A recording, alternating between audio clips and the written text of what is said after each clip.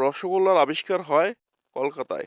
নবীনচন্দ্র দাস 1868 সালে আধুনিক স্পঞ্জ রসগোল্লার আবিষ্কার করেন। 1866 সাল নাগাদ রসগোল্লার আবিষ্কার করেন বাগবাজারের নবীনচন্দ্র দাস, যা বাঙালির অন্যতম সেরা আবিষ্কার। শোনা যায় গোল্লা পাকানো ছানা দুর্ঘটনাবশত ফুটন্ত চিনির রসে পড়ে গিয়েই জন্ম হয় রসগোল্লার।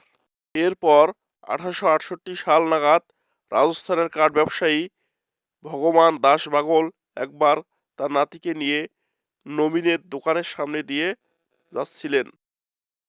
তারা জল খেতে দোকানে ঢোকেন এবং জলের সঙ্গে দেওয়া হয় রসগোল্লা। এই মিষ্টি খেয়ে দাদু নাতি খুশ।